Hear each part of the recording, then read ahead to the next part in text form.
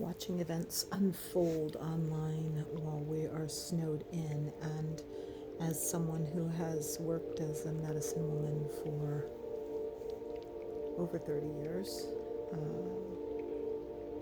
just trying to ground and be strong and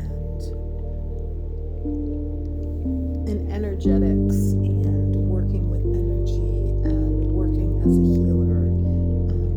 A lot of what I do is work with other people's energy and transmute that and transform that energy. And, a lot of people talk about frequencies and vibrations, and anger is a catalytic fire that can inspire movement, but that expression of anger and how we use it is, it's very complicated. I mean, when you really get, sit with it and look at it, that we want to reflect to the world what we want to see in the world, and that energies feed off of each other, and that things escalate. And so, yes, I'm a medicine woman, and I've studied with traditional practitioners, and worked in the rainforest for a number of years. And actually, my income is from working as a traditional practitioner. And it's important that we ground and we move that energy and reflect back to the world what we see. Like attracts like, and energy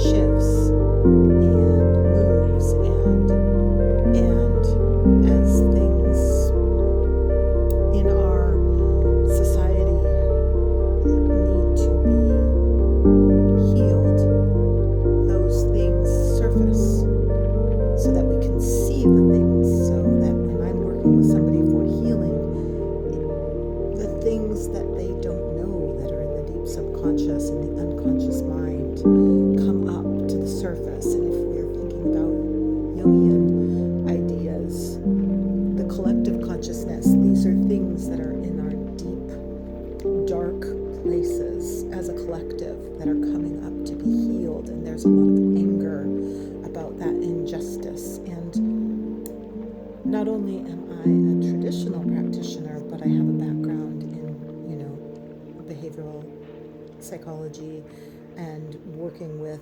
behavior change.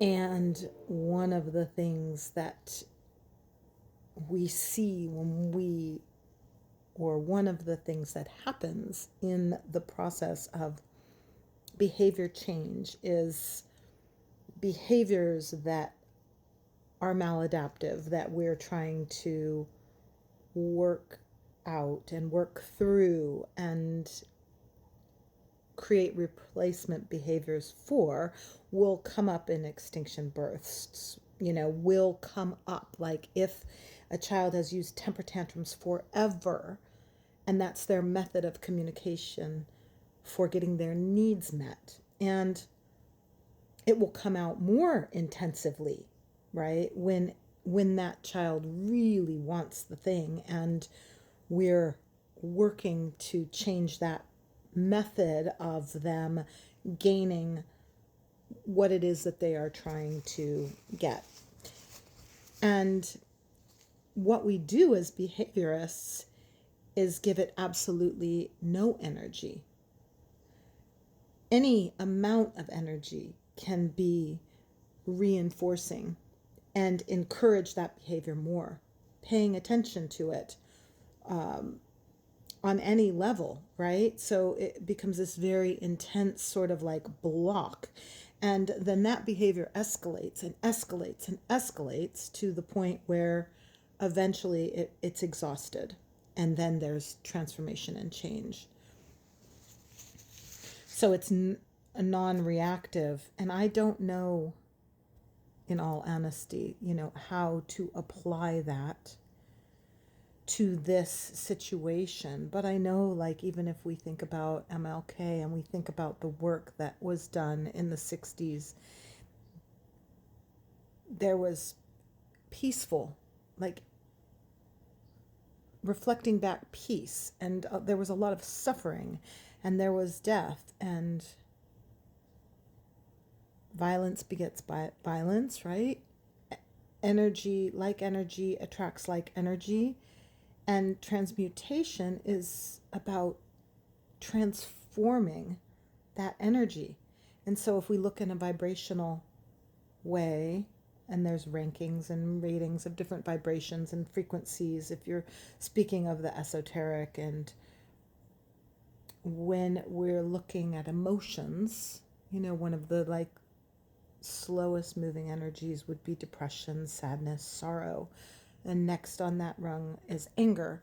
And that's where that fire starts, right? That's where that catalyst for change begins. But that's, the highest vibration in alchemy is compassion. And taking those lower vibrational, emotional energies that have purpose, but working with them in a way to transmute them into compassion.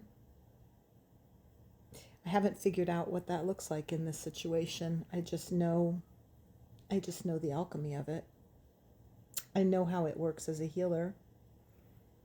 And as a collective consciousness, I know that if we all can come together and meditate on compassionate energy, I know that we can transform and shift energy. Yeah, I think